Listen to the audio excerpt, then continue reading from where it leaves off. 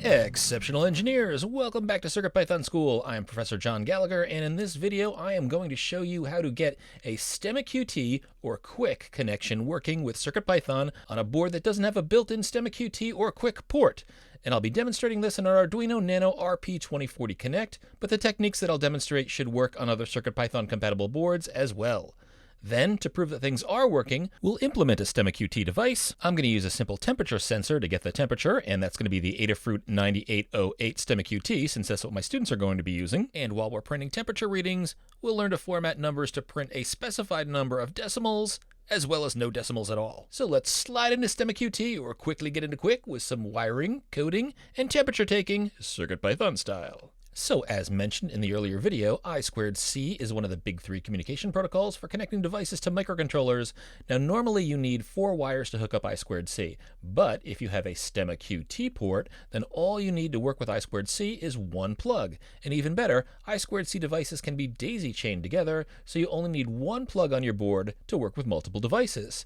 So STEMMA-QT is pretty much the same as what SparkFun calls Qwiic, Qwiic. The IIC stands for I2C.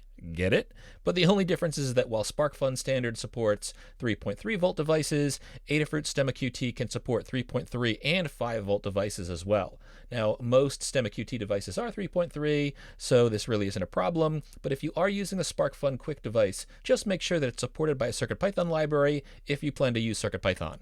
Now, STEMMA-QT devices are increasingly popular standards, and ports are becoming available on all sorts of boards, including the super tiny and inexpensive Adafruit QT series. The QT stands for STEMMA-QT. See what they did there? But not all boards have a STEMMA-QT port, and one of the boards that my students are using, the Arduino Nano RP2040 Connect, has no STEMMA-QT port here, but we'll add a STEMMA-QT connector with a breadboard. And how can we do that? Well, we just use this cable here, which you can buy for less than $1. Now, power should go to the 3.3 volt pin, ground can go to any GND pin, but what about SDA or data, the blue wire, and SCL or clock, the yellow wire? Well, if we look at the output from our pin map script that we ran during our prior video, we see that SDA is pin A4 on the Arduino Nano RP2040 Connect, so the blue wire goes there, and SCL is A5, so the yellow wire goes there.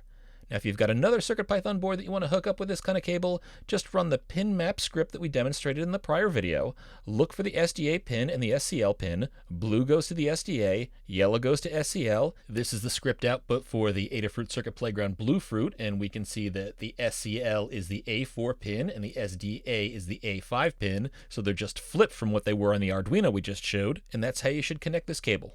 Well, as mentioned, I'm working with the Arduino Nano RP2040 Connect, and I always look at this diagram and have it up on my computer since the pins aren't labeled on the top side of this board. So I'm going to take my black wire and put it in the same row as one of the ground pins. On this board, the ground pins are all painted in white, so they're easy to find. Then I'm going to take the red wire and connect it to the 3.3 volt pin, and that's the second pin from the right in this orientation. And then the yellow or SCL pin goes just above the second of these two chips in the middle of the left side of the board. This should be pin A5. And the blue or SDA or data wire goes just to its right. That should be pin A4. And then this device should now have a working STEMMA-QT connector. And now I'm ready to plug in a device to check things out. So this is the Adafruit STEMMA-QT MCP9808 temperature sensor board. And I'll just plug in the STEMMA-QT port on the cable that I just installed into this board. Then I'll plug my Arduino board into my USB cable, it turns on, and we're ready to hop into Moo and code. So working with the MCP9808 is super easy. We just import the Adafruit _MCP9808 library, then we declare an I2C object. You'll probably do this anytime you work with a STEMMA-QT device, so we're going to do that with I2C equals board dot capital I to capital C and open and close parentheses. Now this means that we're going to call our I2C object I2C. We could call it anything, but that's a good name. And remember, we create objects using classes which are like blueprints, and we're going to be using the I2C class that's inside of the board library, so that's what board.I2C means. There's nothing we pass in between the parentheses to set this up. Then we'll create a temperature sensor object. We could call this anything, but here I call it temp_sensor. I think that's a good name.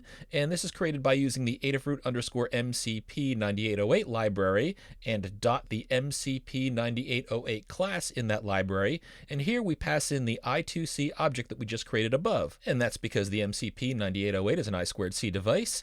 And that's it. We're all set up. Then we just refer to the temp sensor's .temperature property to get the temperature in Celsius. And this formula here will convert that value to Fahrenheit. We can print out both the Celsius and Fahrenheit values and repeat this every 2 seconds. So let's give this a try. So I'll put in a comment that we're working with the MCP9808 temperature sensor. Then we need to import 3 libraries, board, time, and Adafruit MCP9808.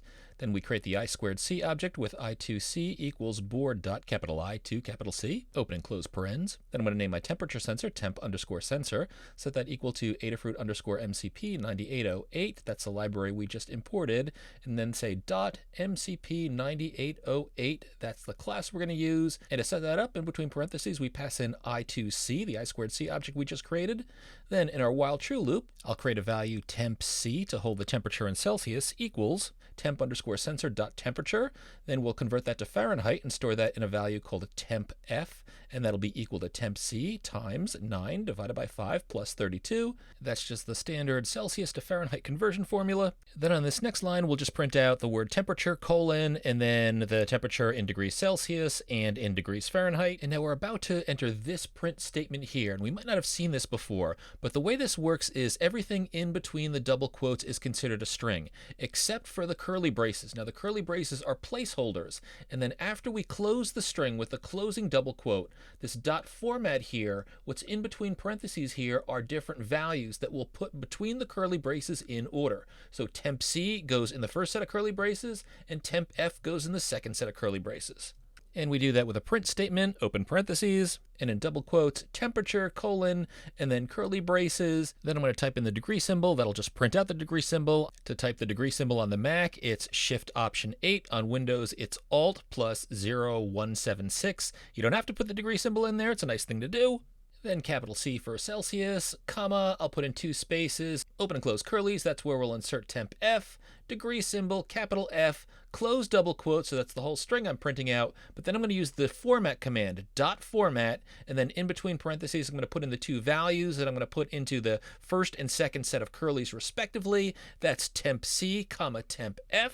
Close parens, and on the final line we'll say time.sleep, passing in between parentheses 2, which means wait 2 seconds after every temperature reading. Then let's save this to our CircuitPy volume as code.py.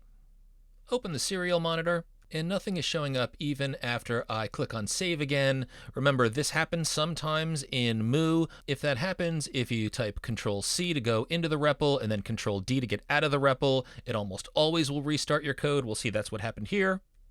And we see the temperature printing out in Celsius and in Fahrenheit. I'm going to pick up my temperature sensor and put my finger over the top, and we'll see the temperature starts to slowly rise with my finger on it. I'm going to speed things up so that you can see what happens as well when I put the temperature sensor at the base of a glass of drinking water. Actually, if I flip it over a little bit, you can see that the temperature starts to drop more dramatically, but we can see the temperature sensor is working great. Now, one thing I would like to do is we have lots of decimal places in here. I'd like to format this so that maybe I only show 2 decimal places or maybe no decimal places. Well, let me show you how we can do this on the next slide, and then we'll go use this technique in our code. So we were using the Python format method, and to pass values into our curly braces, the first value after the format method goes into the first set of curlies in the print statement, the second value in format goes into the second set of curlies, and we could have added even more values in format and more curlies if we wanted to, but inside the curlies we can also insert special codes to format our data, and here are 2 of the more common things that you might want to do. So if you want to format a value so that only 2 decimal places show, like you often want to do when you work with currencies, then you can fill in the curlies with colon followed by a period followed by 2 for 2 decimal places, and then a lowercase f, which means we're going to be using floating point values. Floating point values are values that can have decimal places.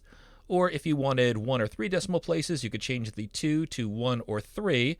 Or as you see below, if you change the number to 0, we don't have any decimal point, let alone values to the right of the decimal point. And down here, I also point out that if you cut a value short by formatting, it's rounded. So 0.5 or above will round to the next highest value, otherwise it rounds down.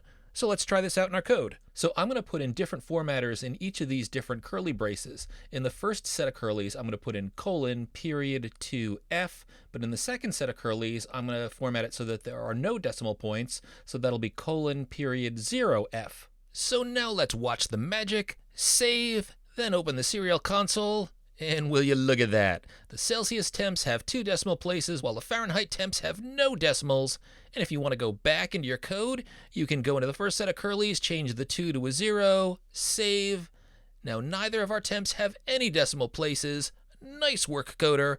Once again, we've covered a lot of ground in this video. We learned how to breadboard a cable with a STEMMA-QT connector so that even boards without a STEMMA-QT port can work with STEMMA-QT. We used an MCP9808 temperature sensor, and we learned how to get this working with CircuitPython to show both Celsius and Fahrenheit temperatures. And we learned how to use the format method and formatting codes to print values with a specific number of decimal places or no decimals at all. Pythonista, I hope all the goodness in your life continues to round up. Keep coding. There's more big learning ahead.